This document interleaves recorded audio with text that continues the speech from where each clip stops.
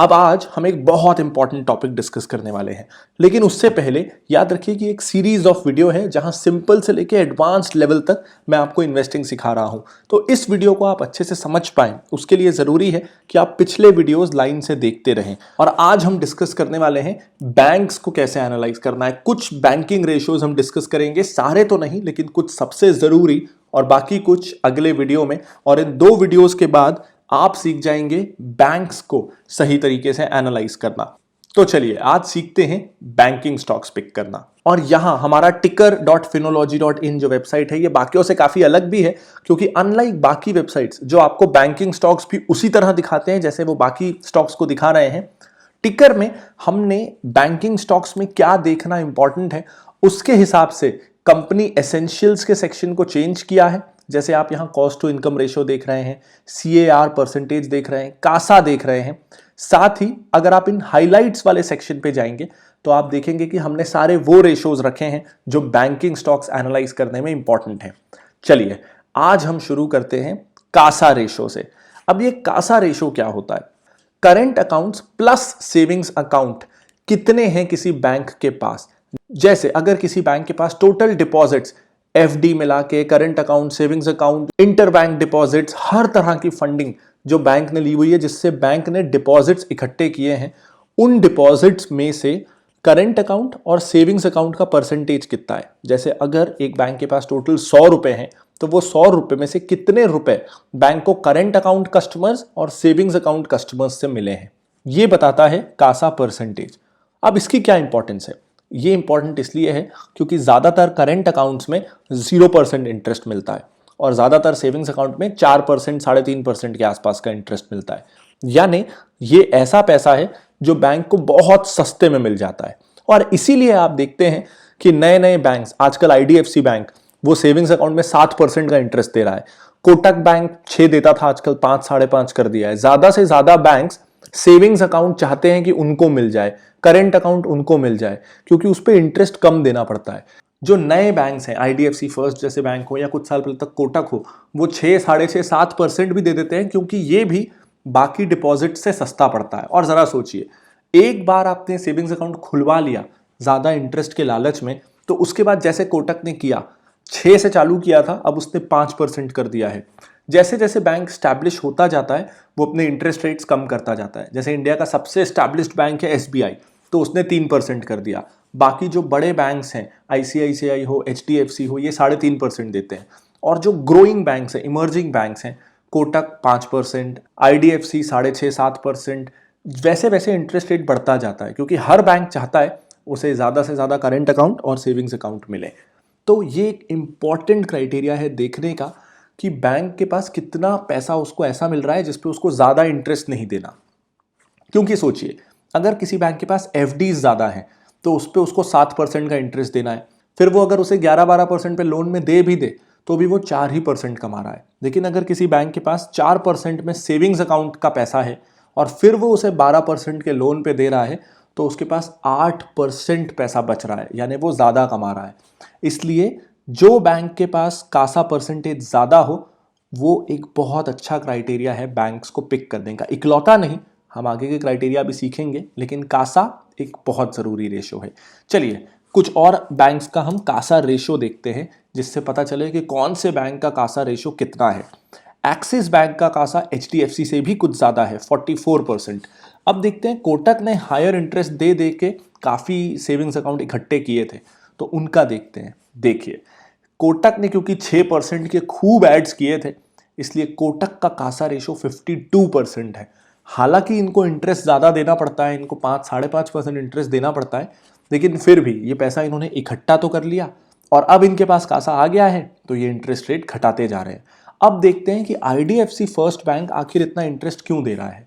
क्या रीज़न है कि वो इतना इंटरेस्ट दे रहा है? ये रीज़न है, IDFC फर्स्ट बैंक का कासा रेशो काफ़ी कम है और उसको सेविंग्स अकाउंट, करंट अकाउंट की ज़रूरत है। इसीलिए वो बार बार ज़्यादा इंटरेस्ट देके उस पैसे को इकट्ठा करने की कोशिश कर रहा है। चलिए इसके साथ अब हम आगे बढ़ते हैं सेकेंड इंपॉर्टेंट रेशो की तरफ, और वो है नेट NPA। अब ये NPA क्या होता है? NPA यानी कि नॉन परफॉर्मिंग एसेट। मतलब अगर किसी बैंक ने 100 रुपए बाजार में लोन के रूप में बांटे हैं तो उसमें से कितना परसेंट ऐसा पैसा है जो वापस नहीं आ रहा। जैसे HDFC का पिछले साल 2019 की एनुअल रिपोर्ट के हिसाब से एनपीए है लगभग 0.4%। यानी अगर HDFC बैंक 100 रुपए देता है तो उसमें से 40 पैसा वापस नहीं आता।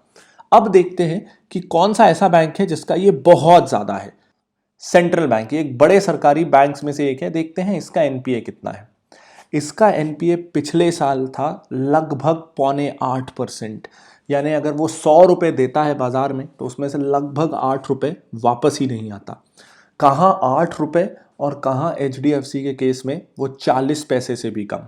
और यही रीज़न है कि HDFC को इंडिया ही नहीं दुनिया के सबसे अच्छी बैंकिंग फ्रेंचाइजीज में से एक माना जाता है। ये रेशो बताता है कि एक बैंक कितना सक्षम है आइडेंटिफाई करने में कि कहाँ से मुझे पैसा वापस मिलेगा और किसको लोन दूंगा तो पैसा वापस नहीं मिलेगा। और क्योंकि बैंकिंग बिजनेस है ही लोन देने का बिजनेस, तो जो बैंक ये पहचानने में अच्छा है कि किसको दूंगा तो पैसा वापस मिलेगा, किसको दूंगा तो नहीं मिलेगा, वो बैंक ऑटोमेटिकली सबसे अच्छा बैंक हुआ। इसीलिए इसे सबसे ज़रूरी रेशोज में से एक माना जाता है। ध्यान रखिए कि ये मैं नेट एनपीए परसेंटेज की बात कर रहा हूं और ज्यादातर समय आपको यही रेशो पे सबसे ज्यादा गौर करना है। अब बात करते हैं एक और इंपॉर्टेंट रेशो की जिसका नाम है कॉस्ट ऑफ फंड्स या फिर कॉस्ट ऑफ लाइबिलिटीज। ये रेशो आपको ये बताता है कि रफली करंट अकाउंट मिला के, सेविंग्स अकाउंट मिला के, एफडी मिला के, हर तरीके से जैसे बैंक्स ने डिपॉजिट इकट्ठे किए हैं, पैसा इकट्ठा किया है, वो सब मिला दिया जाए तो एवरेज जो उसने पैसा इकट्ठा किया है उस पर उसको कितना परसेंट इंटरेस्ट देना पड़ता है जिनसे उसने डिपॉजिट लिया है। तो करंट अकाउंट में 0 होगा, एफडी में 6, 6.5 होगा, सेविंग्स में 3 होगा। ये सब कुछ मिला के, और बहुत सारे तरीके होते हैं डिपॉजिट्स के, ये सब कुछ मिला के HDFC को अपने पैसों पे ऑन एन एवरेज अपने डिपॉजिट्स पे 4.88% का इंटरेस्ट देना पड़ता है। तो जैसा मैंने बताया कि हालांकि कासा एक अच्छा रेशो है, लेकिन कई बैंक्स कासा बढ़ा लेते हैं ज्यादा इंटरेस्ट देके। तो ऐसे में कासा से भी इंपॉर्टेंट रेशो हो जाता है कि ठीक है, कासा भले ही थोड़ा कम हो लेकिन एवरेज कॉस्ट ऑफ फंड्स जितना कासा है कहीं उस पर आपको ज्यादा इंटरेस्ट तो नहीं देना पड़ रहा। एक बैंक हो सकता है जिसका 80% कासा हो, लेकिन पता चला वो सेविंग्स में 8% इंटरेस्ट दे के उसने सेविंग्स का बैलेंस बढ़ा लिया है और इसलिए कासा बढ़ा हुआ दिख रहा है।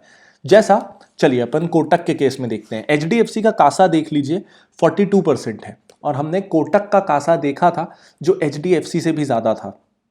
इस केस में कोटक का कासा है 52%। तो अगर हम सिर्फ कासा देखें तो लगेगा कि Kotak is a better bank. अब देखते हैं कोटक की कॉस्ट ऑफ फंड्स। देखिए, हालांकि HDFC के पास 42% कासा था, कोटक के पास 52 है, लेकिन फिर भी कॉस्ट ऑफ फंड्स में HDFC जरा सा ही सही लेकिन कोटक से कम ही है। तो जैसा हमें देख के एकदम से इंप्रेसिव लग रहा था कि वाह, कोटक का कासा तो HDFC से बहुत ज़्यादा है, लेकिन उसका कोई खास फर्क नहीं पड़ता क्योंकि उस कासा को लेने के बदले कोटक को इंटरेस्ट भी ज़्यादा पे करना पड़ रहा है। और इसीलिए जब भी आप कासा को देखें तो उसके साथ कॉस्ट ऑफ फंड्स को भी ज़रूर देखें, तभी आपको एक कंप्लीट पिक्चर मिल पाएगी। अब हम बात करते हैं कि कोई बैंक कितनी तेजी से ग्रो कर रहा है। ये कैसे पता चलेगा? ये पता चलेगा एडवांसेस ग्रोथ के साथ या लोन ग्रोथ के साथ। ये हमें ये बताता है कि पिछले साल के मुकाबले इस साल बैंक ने कितने ज्यादा लोन बांटे। जैसे पिछले साल अगर किसी बैंक ने 100 रुपए के लोन बांटे थे और बाजार में 100 रुपए बैंक का लगा हुआ था, तो इस साल कोटक ने 21% की ग्रोथ दिखाई। यानी इस साल मान लीजिए पिछले साल 100 रुपए थे तो अब 121 रुपए कोटक के बाजार में लोन के रूप में गए हुए हैं। और क्योंकि बैंक जब लोन देता है तो उस पर इंटरेस्ट कमाता है, इसीलिए अगर आपको कोई ऐसा बैंक देखना है जो तेजी से ग्रो करे तो ये हिस्टोरिकल फिगर दिखाता है कि कितनी तेजी से ये बैंक ने हिस्टोरिकली ग्रो किया है। अब लेकिन ये ग्रोथ लाना चैलेंज नहीं है। हिंदुस्तान में पैसे की जरूरत, लोन की जरूरत सबको है। तो लोन तो कोई भी बैंक चाहे तो कितना भी दे सकता है, लेकिन उसे 2 बातों का ध्यान रखना पड़ता है कि लोन ऐसे लोगों को दे कि एनपीए ना हो, और दूसरा लोन देने के लिए पैसे होने चाहिए। तो पैसे यानी कैपिटल बताता है कैपिटल एडिक्वेसी रेशियो कि कितना पैसा बैंक के पास ऑलरेडी है। जितना हायर परसेंटेज ये होगा, जो यहाँ पे आपको ये 17 दिख रहा है, ये जितना ज्यादा होगा आप समझ लीजिए कि बैंक चाहे तो उतनी तेजी से ये एडवांसेस ग्रोथ को ला सकता है। 17% एक बहुत अच्छा रेशो है। तो ये जितना हाई होगा उतना आप उम्मीद कर सकते हैं कि एडवांसेस ग्रोथ फास्ट रहेंगी। इसे बढ़ाना चैलेंज होता है क्योंकि बैंक्स बहुत सारे हैं। आप आज डिपॉजिट करना चाहें तो सेविंग्स अकाउंट, करेंट अकाउंट खोलने के लिए आपके पास 30-40 बैंकों का ऑप्शन है। तो हर बैंक को लड़ना पड़ता है, कुछ यूनिक ऑफर करना पड़ता है कि वो अपना पास कैपिटल ला सके, कुछ ऐसा कर सके कि आप अपना अकाउंट, अपना डिपॉजिट उस बैंक में खोलें। चलिए, कोटक का ये 17% है। अब देखते हैं किसी और बैंक का ये कितना है। जैसे आईसीआईसीआई का देखते हैं, ये भी एक बड़े बैंक्स में से है। इसका कैपिटल एडिक्वेसी थोड़ा कम है। अब हम देखते हैं किसी छोटे बैंक में, जैसे डीसीबी बैंक में कितना है। डीसीबी बैंक में भी 16% है। तो ये सारे बैंक्स काफ़ी अच्छी पोजीशन में हैं। ये इस हालत में है कि अपने एडवांसेस को तेज़ी से ग्रो कर सकें। अब देखते हैं एक ऐसा बैंक जो शायद उतनी अच्छी कैपिटल एडिक्वेसी की हालत में ना हो। चलिए देखते हैं। तो यहाँ फेडरल बैंक की हालत थोड़ी बाकी बैंक्स के मुकाबले कैपिटल एडिक्वेसी, यानी उसके पास कितना पैसा ऐसा है जो वो आगे लोन दे सकता है, इस मामले में वो बाकी बैंक से थोड़ा पीछे है जो अभी तक हमने देखा। एक और छोटे बैंक को ट्राई करते हैं, साउथ इंडियन बैंक। अब इसकी हालत तो और ख़राब है। अगर कैपिटल एडिक्वेसी रेशियो 12% के आसपास है या उससे नीचे है तो ये एक डेंजरस साइन है, आप इसे मान सकते हैं। तो साउथ इंडियन बैंक की स्थिति कैपिटल एडिक्वेसी रेशियो में बहुत अच्छी नहीं है और इसीलिए आप देखेंगे कि बाकी बैंक्स के मुकाबले इसके एडवांसेस में ग्रोथ भी कम आई है। ये अपने लोन्स को कम रफ्तार से बढ़ा सका है।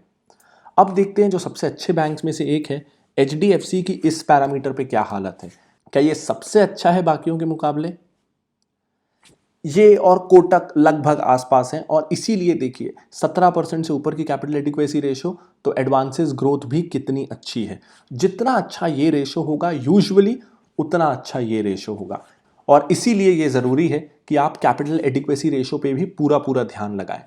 ये भी ध्यान रखिए कि अगर बहुत ज़्यादा एनपीए होगा, अगर ऐसा पैसा जो आपने किसी को लोन के रूप में दिया है वो डूब गया, तो भी आपका कैपिटल ही डूब रहा है, यानी आपका कैपिटल एडिक्वेसी रेशो कम हो रहा है। तो दो तरीके हैं अपने कैपिटल एडिक्वेसी रेशो को अच्छा रखने के। एक, एनपीए को कम से कम रखा जाए, दूसरा डिपॉजिट्स को ज़्यादा से ज़्यादा लाया जाए।